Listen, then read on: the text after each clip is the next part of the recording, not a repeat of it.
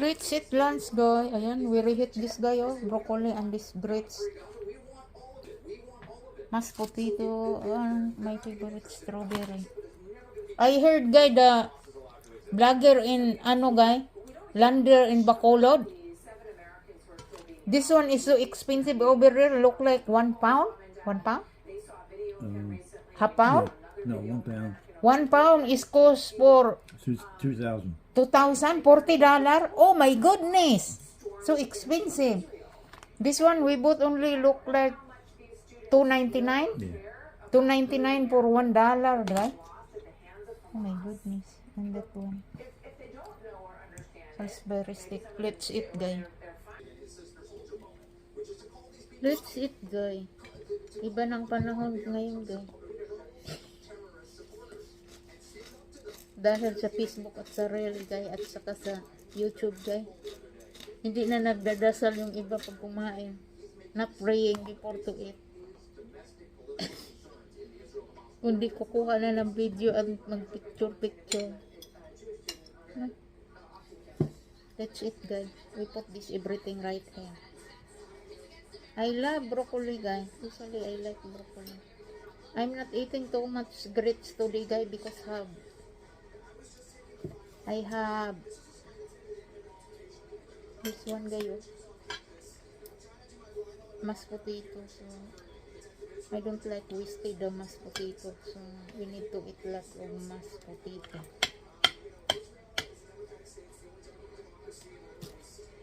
And of course, put right here my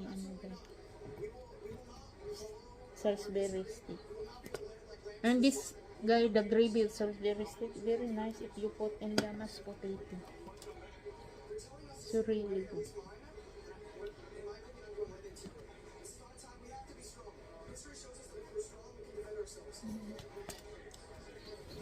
And this one, it's really yummy. Put right here, guys.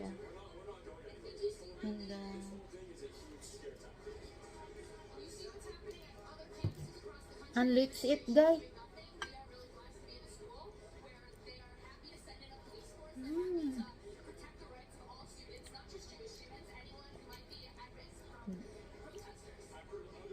Okay, be running, guys. You see?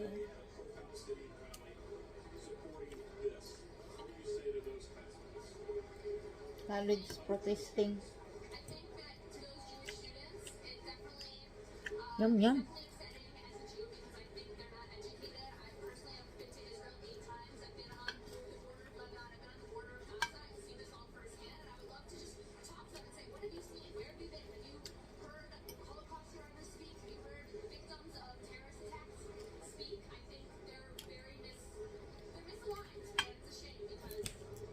I just water for drink because I don't like always drinking soda.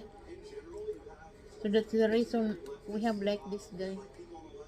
Replacement to the soda. In my language is pangtanggal ng nauota. Pag iskola, nauota. Yung diba minsan, guys, pag kumain tayo, lalo na pag meat or chicken, kailangan talaga natin ng soft drink. So this is the replacement.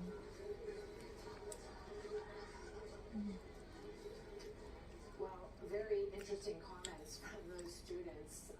That young woman saying that she's thankful that she's at UT Austin because they're not afraid to hold up the rules at the campus about protesting and what's allowed and what isn't allowed, and infringing on other people's rights. Need to continue eating, guys. See you later after lunch, guys. I'm done again. I'm so very full. I'm not done everything. Have fun.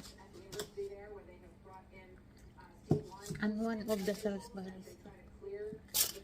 This one is nothing. Bye bye, guys, and see you to the next video. And God bless you. Bye bye.